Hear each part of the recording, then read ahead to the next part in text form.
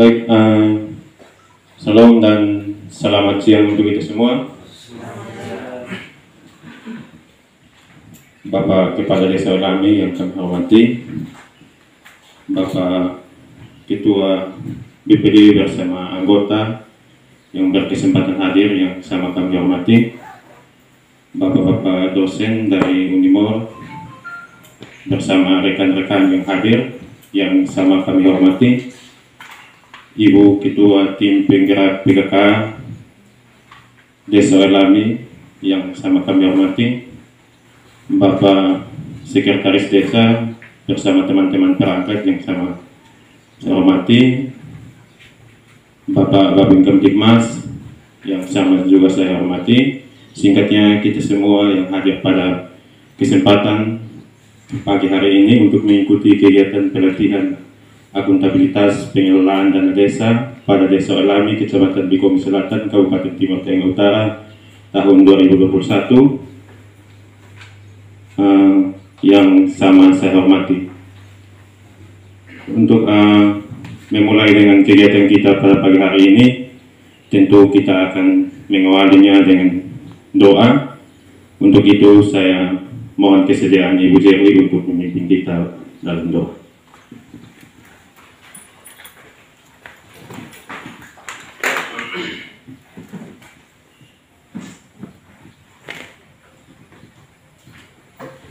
Baik, sebelum kita memulai kegiatan kita pada hari ini, kita mengawalinya dengan berdoa dan izinkan saya memimpin doa ini sesuai dengan ajaran Kristen Protestan. Marilah kita berdoa. Baik, terima kasih kepada Ibu Jerry yang telah membawakan kita dalam doa. Cara yang berikutnya, kesempatan pertama saya berikan kepada Bapak Kepala Desa Lami untuk memberikan arahan sekaligus membuka kegiatan kita pada pagi hari ini. Pada Bapak waktu ini.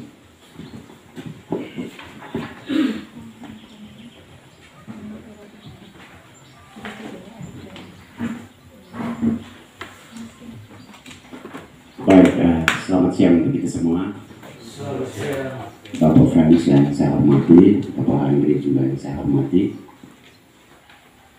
Pak Ketua BPD Desa Lami yang sama saya hormati, Pak Sek dan teman-teman perangkat desa, Pak Babin Kamtibmas juga yang saya hormati, Ibu Ketua Tim Penggerak PKK Desa Lami, kedua adik mahasiswa yang juga sama saya hormati, dan saya kasih sekali lagi selamat siang untuk kita semua. Pertemuan kedua, saya mengajak kita semua untuk menyampaikan rasa syukur kita kepada penghadirat Tuhan atas izin dan perkenanannya kita boleh berkumpul untuk suatu tujuan dari Universitas Timur melakukan kegiatan pelatihan, dan karena itu sebagai pemerintah desa saya ajak kita semua dari semua untuk berterima kasih. Itu tempat yang kedua, berterima kasih. Sedianya untuk mendatangkan narasumber kita butuh anggaran, kita butuh anggaran. Kita bersyukur sekalipun barangkali kita belum punya dana desa, akan tetapi kita bersyukur karena itu tadi paling tidak kita mendahului menerima ilmunya sehingga ada persiapan kita untuk mana tahu Tuhan menolong masa depan kita barangkali atau mungkin tahun depan. Begitu kita dihadirkan dana desa, sudah ada bekal yang hari ini oleh keikhlasan daripada lembaga Unimor memberi ruang dan kesempatan untuk kita boleh jadi desa sasaran dapat menerima pelatihan ini. Saya berterima kasih kepada Bapak dosen berdua untuk kegiatan hari ini. Terima kasih banyak, saya tidak memperpanjang kata. Kalau kita lihat pada latar belakang yang tertera adalah kegiatan pelatihan menyangkut pengelolaan transparansi, akuntabilitas ya. Kalau akuntabilitas ini kan bicara soal transparansi dalam pengelolaan dana desa ya. Dan sambil memohon rahmat Tuhan Yang Maha Kuasa atas izin kita semua, kegiatan pelatihan dalam rangka dengan materi akuntabilitas pengelolaan dana desa saya nyatakan di Desa Lami secara resmi.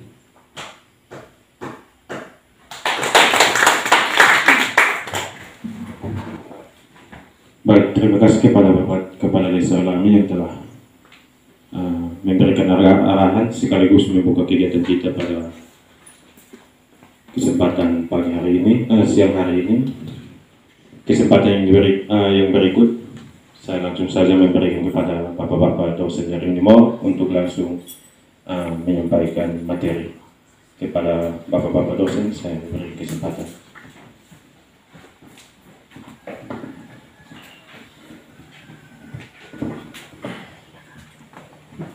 Baik, terima kasih. Selamat pagi.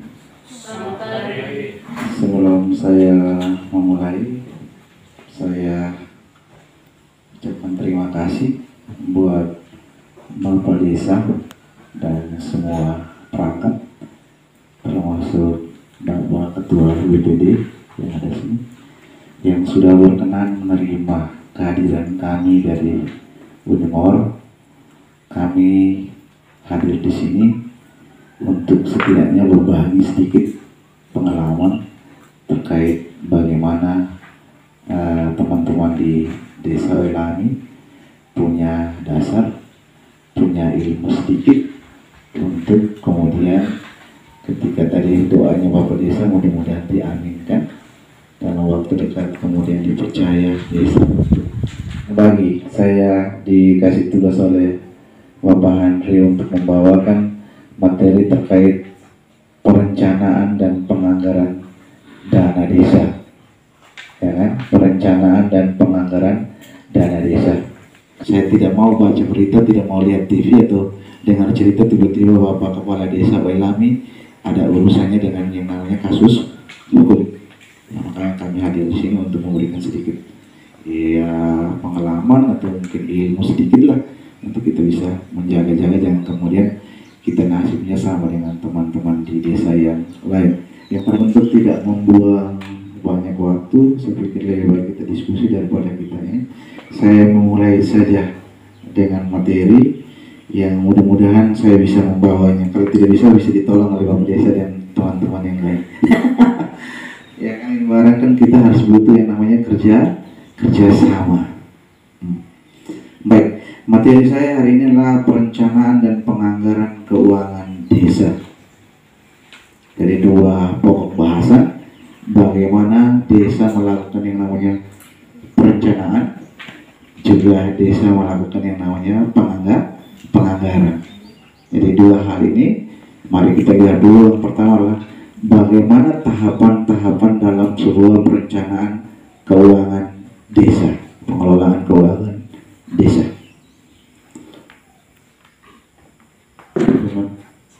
Oh ya, di sini saya sudah.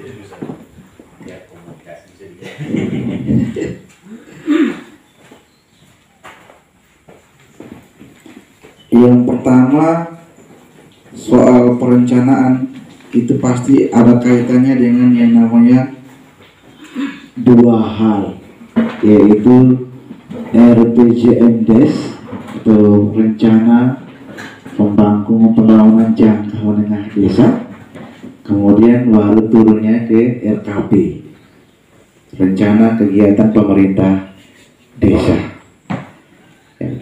RPJMDes, kemudian turunnya ke RKP. Tahapan-tahapan untuk menuju kepada RPJMD itu berarti teman-teman pemerintah desa punya kewajiban menyusun dulu yang namanya perencanaan. Kira-kira dana desa Welami tahun ini taruhlah 1,4. Perencanaan anggaran itu kira-kira mau dibuatkan apa? Kita sudah mulai masukkan yang namanya item-item apa saja yang diusulkan, dengan kemudian menyerap anggaran sebanyak yang itu. Jadi itu masuk dalam yang namanya perencanaan. Perencanaan pembangunan desa sesuai dengan kewenangan dan mengacu pada perencanaan pembangunan kabupaten. Artinya apa yang sudah direncanakan di desa, ya setidak-tidaknya harus diselaraskan dengan apa yang sudah direncanakan di daerah. Jangan kemudian jauh atau bahkan mungkin agak sedikit berbeda dengan perencanaan yang sudah dilakukan oleh daerah baik itu yaitu kabupaten. Berikut perencanaan pembangunan desa meliputi itu tadi dua hal itu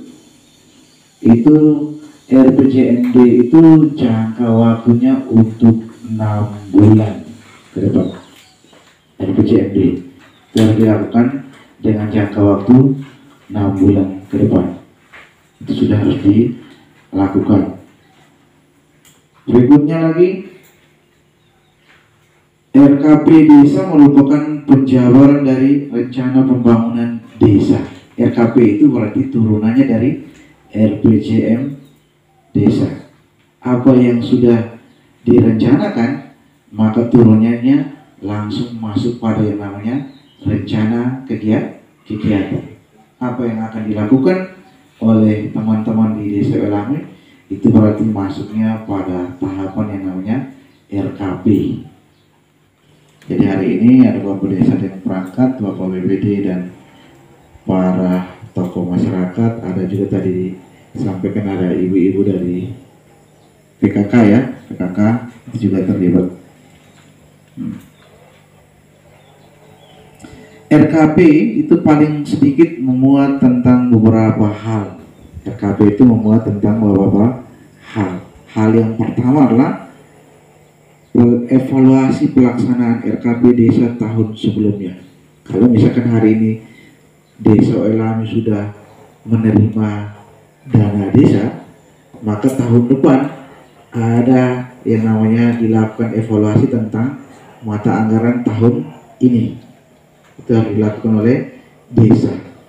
Apakah anggaran itu sesuai dengan kebutuhan atau malah justru lebih dari kebutuhan atau kurang oleh kebutuhan di desa. Yang kedua, desa harus melakukan prioritas program kegiatan dan anggaran desa dikelola oleh desa. Kira-kira kegiatan itu apa yang menjadi kebutuhan mendasar di desa, biar anggaran itu tepat sasaran. Jangan kemudian datang karena tidak ada perencanaan yang matang. Ini tadi kita sebelum masuk ke sini juga sudah ada masuk ke sana, tiba-tiba ada temuan ya. Itu kan bisa saja orang larinya karena ini kenapa begini, karena desa tidak melakukan perencanaan yang matang. Jangan sampai kemudian kita disalahkan ke arah yang sana. Yang berikut, rencana program kegiatan dan anggaran desa yang dikelola oleh desa sebagai kewenangan penugasan dari pemerintah daerah provinsi, pemerintah daerah kabupaten atau kota.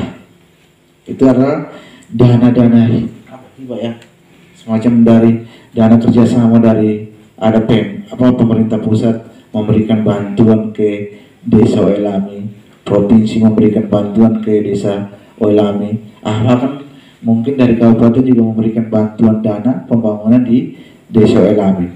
Dana-dana itu tentu harus dilakukan dalam sebuah kegiatan tanpa harus ditanya-tanya dana itu lari kemana, tetapi mereka langsung menunjukkan bahwa ini alokasi dana ini kami gunakan untuk membangun ini dan di Desa Welame. Yang berikut, kepala desa selanjutnya menyampaikan kepada Badan Permusyawaratan Desa untuk dibahas dan disepakati bersama. Artinya inisiatif untuk membuat yang namanya rancangan peraturan desa itu dimulai oleh yang namanya Bapak Sekretaris Desa. Setelah rancangan itu dibuat oleh Bapak Desa, kemudian Bapak Desa menyampaikan Bapak Sekdes menyampaikan kepada Bapak Desa, kemudian Bapak Desa mengundang teman-teman BPD untuk sama-sama membahas. Kalau rancangan itu ada kurang, ada lebih, ada yang mungkin ada sifatnya tumpang tindih, bisa sama-sama bahas oleh Bapak Desa dan BPD. Jadi perannya Bapak BPD itu adalah salah satunya adalah fungsi yang namanya peraturan. Nah, fungsinya adalah soal membuat yang namanya peraturan desa. Itu tugasnya teman-teman BPD. Tetapi di sini aturannya adalah Bapak Sekretaris yang punya kewenangan untuk membuat yang namanya rancangan peraturan desa terkait penetapan yang namanya RAPBDes, ya kan? APBDes, ya, harus ditetapkan dengan yang namanya peraturan desa. Jadi itu beberapa hal yang saya sampaikan sebagai dasar untuk pengelolaan dana desa. Kurang lebihnya saya bisa lakukan dengan yang namanya sesi diskusi. Saya kembalikan kepada langsung ke Bapak Handri, biar sekaligus kalau misalkan mau tanya ke saya bisa saya di sini, atau Bapak Handri silakan.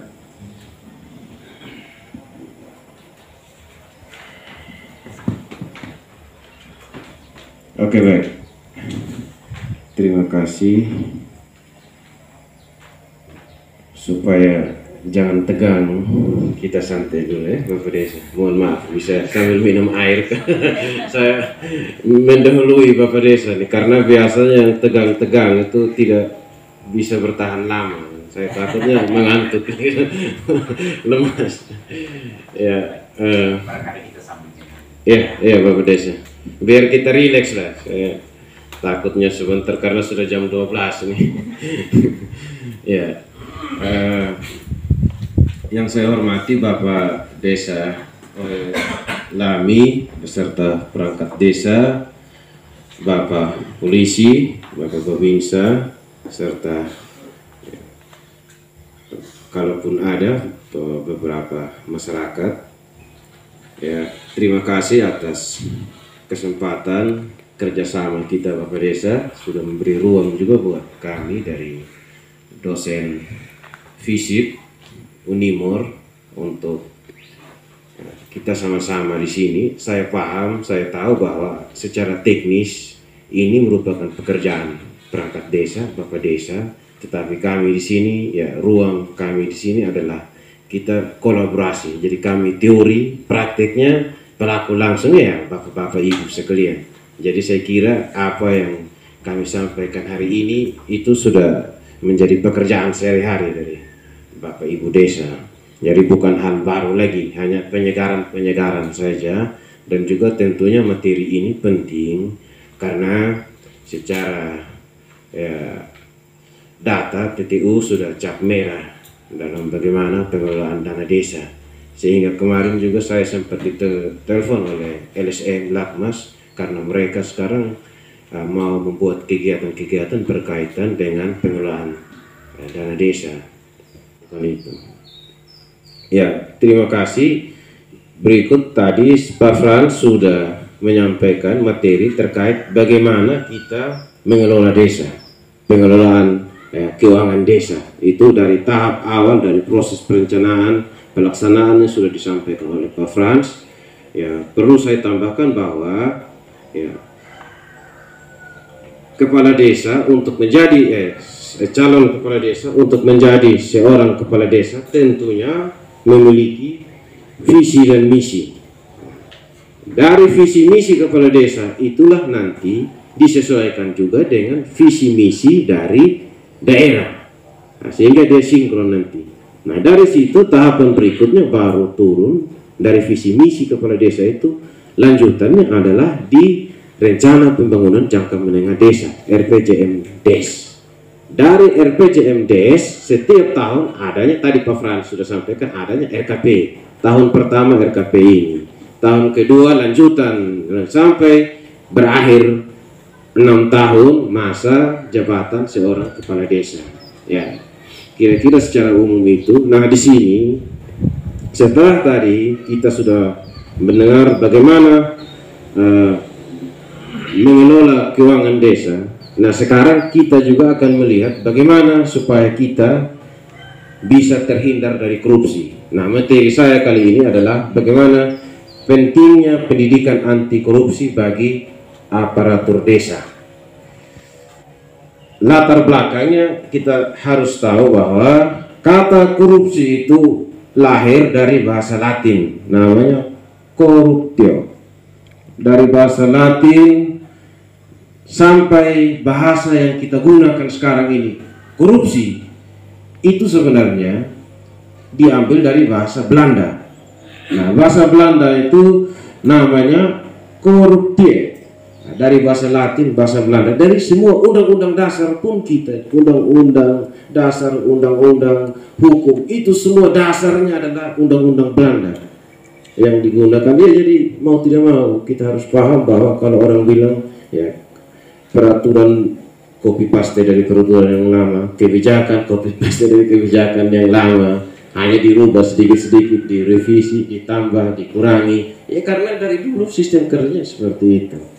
Korupsi ya di Indonesia ini sudah sangat mengkhawatirkan. Ya. Kita tahu bersama bahwa korupsi sudah merusak segala sendi-sendi kehidupan kita sebagai suatu bangsa. Ya, yang membuat negara Indonesia ini tidak maju ya salah satunya adalah persoalan maraknya tindakan-tindakan korupsi. Nah, korupsi ada, upaya pemberantasan korupsi itu bukan tidak pernah dilakukan, sudah dilakukan, tetapi tetap saja korupsi itu ada. Ya, upaya-upaya sampai pembentukan badan ya khusus KPK itu salah satu upaya. Bukan tidak, sebelum ada KPK bukan tidak ada lembaga-lembaga yang mengenai korupsi. Kejaksaan ada, kepolisian ada, atau mahasiswa.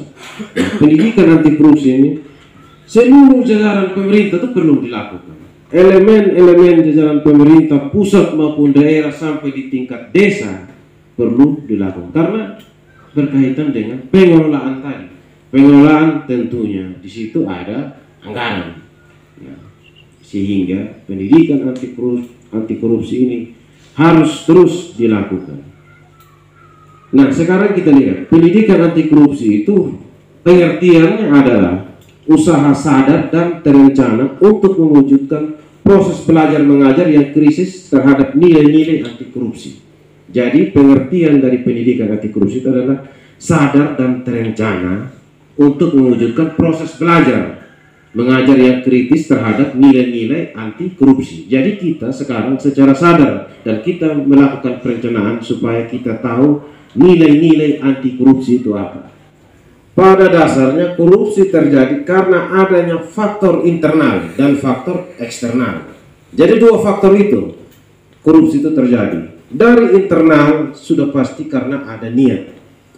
Dari eksternal karena adanya kesempatan. Jadi korupsi terjadi itu karena kita punya niat dan karena ada kesempatan. Ya, Bang Napi dulu di RCTI mengatakan ya, kejahatan itu terjadi juga karena adanya kesempatan. Upaya pencegahan korupsi dapat dimulai dengan menanamkan nilai-nilai anti korupsi pada setiap individu. Jadi upaya supaya korupsi itu tidak terjadi, tadi sudah disampaikan latar belakang, harus kita memiliki nilai-nilai anti korupsi dari setiap orang, terutama pada perangkat desa. Nilai harus memiliki nilai-nilai anti korupsi. Nah, ini dia intinya. Nilai-nilai anti korupsi itu ada 9. Yang pertama jujur. Yang kedua memiliki kepedulian. Yang berikut kemandirian. Yang berikut kedisiplinan. Yang berikut tanggung jawab, kerja keras, kesederhana, keberanian dan keadilan. Ini adalah nilai-nilai anti korupsi. Kita harus jujur terhadap diri sendiri dulu, lalu jujur kepada orang lain. Harus peduli. Nah, saya menjadi pemimpin karena saya peduli dengan wilayah, dengan masyarakat yang saya pimpin. Harus mandiri. Saya mampu ketika saya jadi pemimpin jelas saya punya kemampuan untuk melaksanakan tugas dan tanggung jawab saya. Ya. Lalu disiplin. Makanya ya, inti dari keberhasilan ya nilai-nilai ini, disiplin, tanggung jawab, kerja keras, sederhana, keberanian dan keadilan. Ini namanya soft skill. Ya, hard skill itu orang pintar. Makanya orang-orang berhasil sebenarnya bukan orang pintar. Sudah sering saya diskusikan dengan mahasiswa. IPK tinggi itu tidak menjamin dia berhasil. Tapi nilai ini, soft skill ini, kerja keras, jujur, tanggung jawab, itu yang buat orang sukses. Sudah ada datanya itu, data survei. Percuma kita pintar, nilai tinggi, tidak ada kerja keras, tidak ada semangat, tidak. Jadi semua orang berhasil adalah orang yang memiliki nilai-nilai soft skill yang tinggi. Soft skill ini tadi, kejujuran. Makanya sekarang pendidikan zaman sekarang ada dua item itu, harus memiliki hard skill dan soft skill. Di dalam pekerjaan ada tiga: keterampilan, pengetahuan, dan sikap. Tiga item ini harus dimiliki kalau mau berhasil. Nah, perangkat desa itu sekretaris desa, kepala dusun, RW, RT, apa lagi RR yang lain. Itulah yang disebut dengan perangkat desa. Nah, kesimpulannya dikatakan bahwa aparat desa meliputi semua orang yang terlibat dalam urusan pemerintah desa. Makanya RR yang lainnya sudah, itulah yang disebut dengan aparatur desa. Semua yang terlibat dalam urusan pemerintahan desa dikatakan aparatur desa.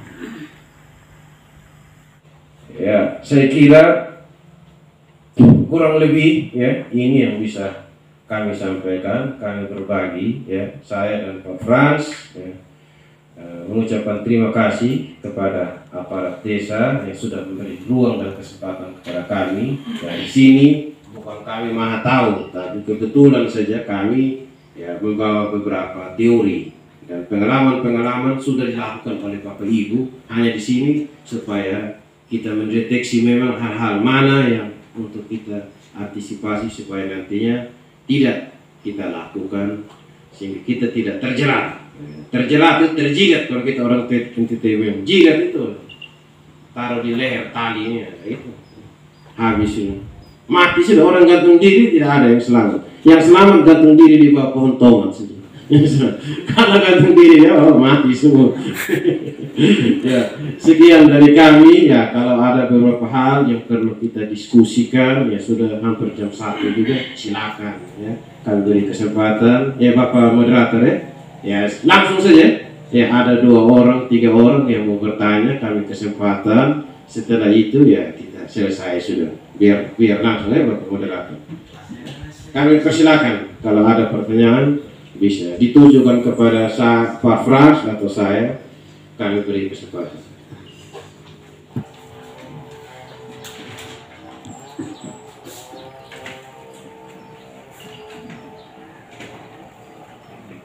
Kita duduk santai di luar. Artinya kalau tidak ada Pak Frans biasa bilang, bagaimana Pak Frans? Tidak pertanyaan. Berarti apa yang disampaikan ya semua sudah luar kepala sudah. Kita sudah saling memahami dan mengerti. Kalau tidak ada yang perlu kita diskusi.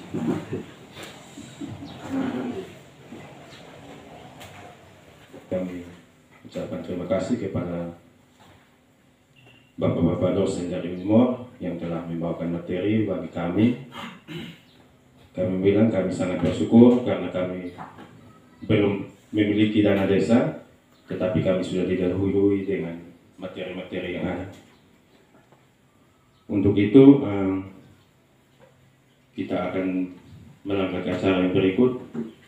Saya langsung saja memberikan kesempatan kepada Bapak Desa untuk menutup kegiatan kita pada siang hari. Puji syukur kehadirat hadirat Tuhan Yang Maha Kuasa. Sekali lagi atas izin kita semua berkenan hadir hari ini. Saya nyatakan bahwa kegiatan kita dalam rangka pelatihan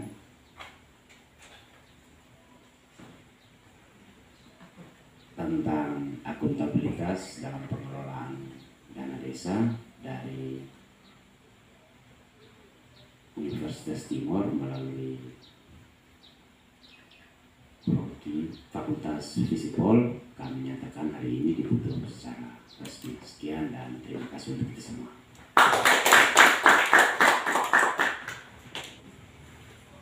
Kita akan melangkah ke acara yang berikut, mungkin doa penutup. Saya mohon kesediaan Bapak Ketua BPD untuk bisa membawa kita dalam doa.